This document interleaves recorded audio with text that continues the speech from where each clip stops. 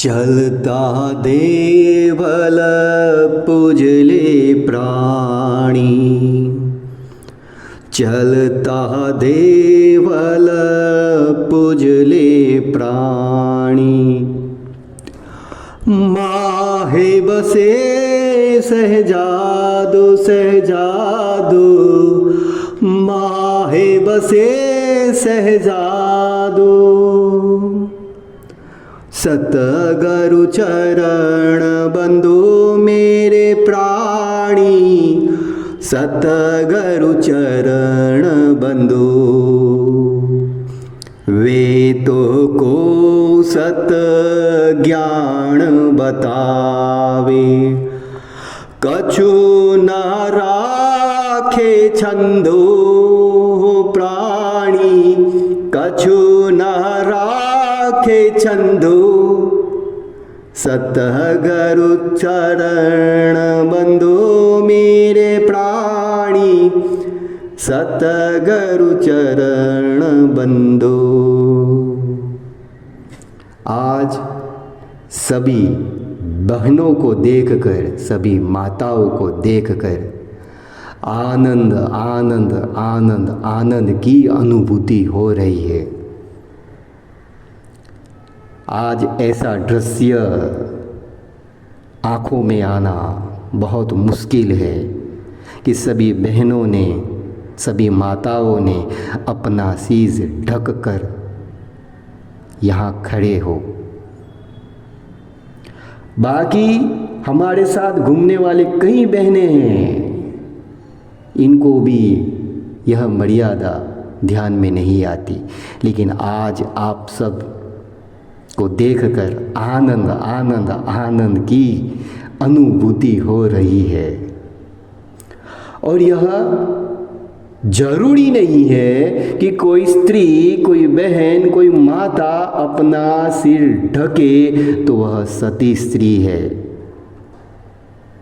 लेकिन संतों की वाणी से आपको और संपूर्ण जगत को समझाने का प्रयत्न करते हैं। वह परात्परी परमात्मा अमर पुरुष अविनाशी देव अयोनी राम जी महाराज की साक्षी से आप सभी को यह समझाने का प्रयत्न करते हैं। वह आदि सद्गुरु, वो सभी जनों को, सभी भक्तों को सुख देने वाले राम, वह सुख राम जी महाराज की साक्षी से आपको समझा रहे हैं। जब आप अपना सिर ढक कर हमारी दृष्टि के सामने आओगे तो हमें पता चलेगा कि आप वह अयोनी राम जी महाराज परमात्मा जी के ज्ञान को सुनने आए हो, उनकी निर्भय वाणी को सुनने आए हो। और हमें यह पता चलेगा कि हम उनके भक्त हैं, उनके नौकर हैं, चाकर हैं। इसलिए हमें आप सभी को उनका निर्भय ज्ञान बताकर आप सभी की सेवा करनी है। यह बात हमें ज्ञात हो जाएगी, इसीलिए हमें आनंद हो रहा है। दूजा यह बात है कि आप सभी को भी अपनी मर्यादा पता चलेगी कि आप सभी को जो ज्ञान बता रहे हैं वह ज्ञान परमात्मा जी का है, वह अमर पुरुष जी का है, वह अयोनी राम जी महाराज का है। उनकी अणुभय वाणी को सुनना है तो हमें अहम को मिटाना पड़ेगा, घमंड को मिटाना पड़ेगा। प्रथम हमें परमात्मा जी के, संतों के या आदि सद्गुरु के शरण में जाना पड़ेगा। यह अनुभूति का, यह अनुभव का आपको ख्याल रहे, इसलिए आप सभी को अपना सिर ढक के संतों, निर्भय संत जनों के सामने जाना चाहिए। बाकी कोई ऐसा नियम नहीं कि स्त्री को अपना सिर ढकना चाहिए। यहाँ तो आपको और हमें उस मालिक की मर्यादा का, ज्ञान का, अनुभव का एक मर्यादा पता चले, इसलिए हमें एक दूसरे को संभालना है। और इसीलिए आप सभी को देखकर आनंद आनंद हो रहा है। हमें सद्गुरु की शरण में क्यों जाना? कारण बहुत सहज में समझा सकता हूँ, बहुत सहज में समझा सकता हूँ। आप अभी जो मन की चिंता से दुखी हो, आप अभी जो तन के रोगों से दुखी हो, और इस प्रकार आपके ऊपर मृत्यु का अचानक आने वाले वह उपाधि का दुख का भय भी है। कहने को समझाइए तो जिस तरह आपने पुण्य किया तो उसको भोगना ही है, पाप किया तो उसको भी भोगना ही है।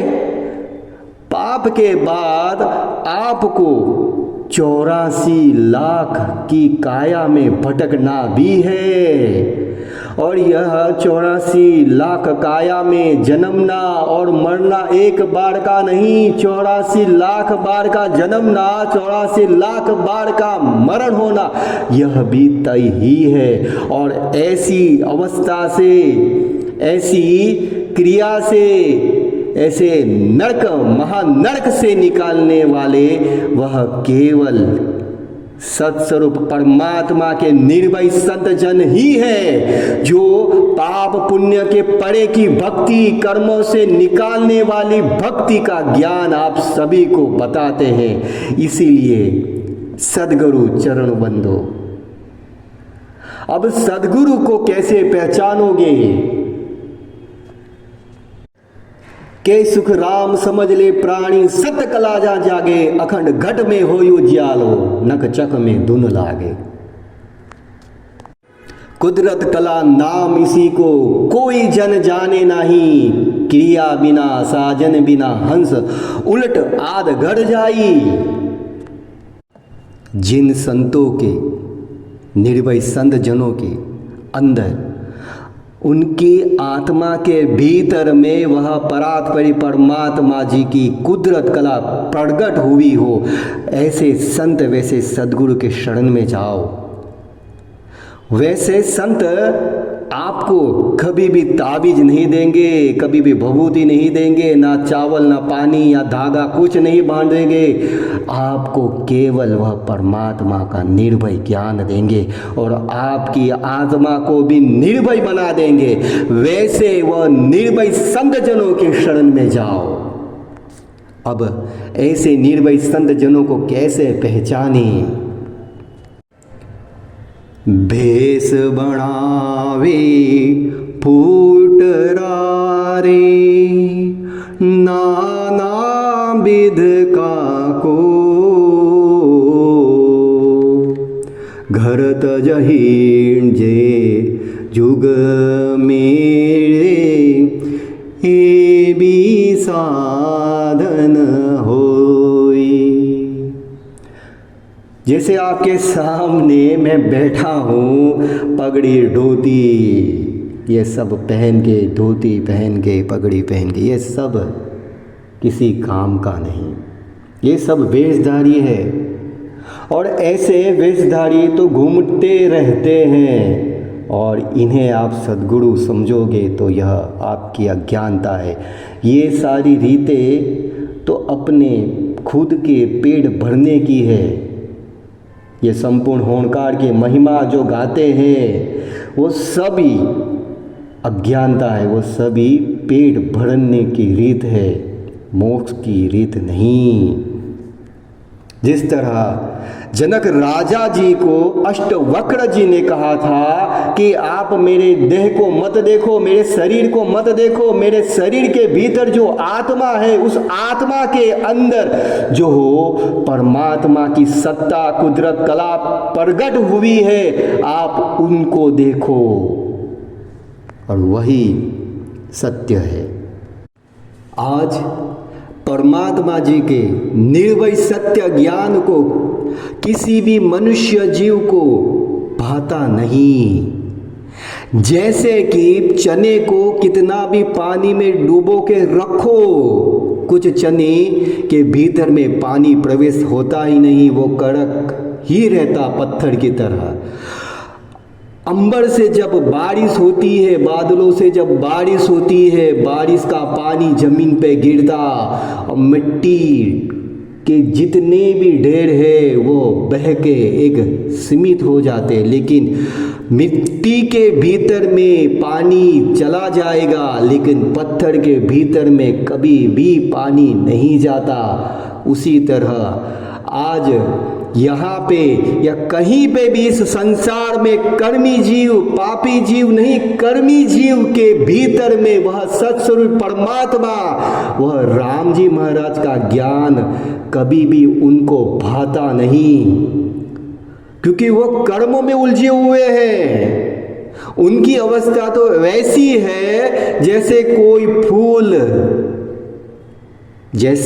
फूल कुछ वक्त के बाद मुरझा जाता है, वैसे ही वह परात्परी परमात्मा, अमर पुरुष, अविनाशी देव, अयोनि राम जी महाराज का ज्ञान सुनकर वह कर्मी जन, वह कर्मी मनुष्य, वह कर्म में उलझा हुआ जीव, वह परमात्मा का निर्भय सत्स्वरूपी ज्ञान को सुनकर मुरझा जाता है। वह निर्भय संत जनों के मुख से, वह निर्भय वाणी को सुनकर, सतवाणी को सुनकर वो भाग जाता है। अरे ओ मनुष्य, किस बात का घमंड है आपको? आपको यहां से भागना नहीं, आपकी जो आत्मा के ऊपर जो कर्म का मेल लगा हुआ है, जिसके कारण आज मन से, तन से, उपाधि से जन्म मरण के फेरे में हो, स्वर्ग से नरक में, नरक से 84 में, फिर से मृत्यु लोक में, फिर से देवलोक में, फिर से नरक लोक में, फिर से 84 में, फिर से मृत्यु लोक में, कब तक भटकोगे? कब तक भटकोगे? इस बार अपनी आत्मा का कार्य आप कर लो। बहुत गुरु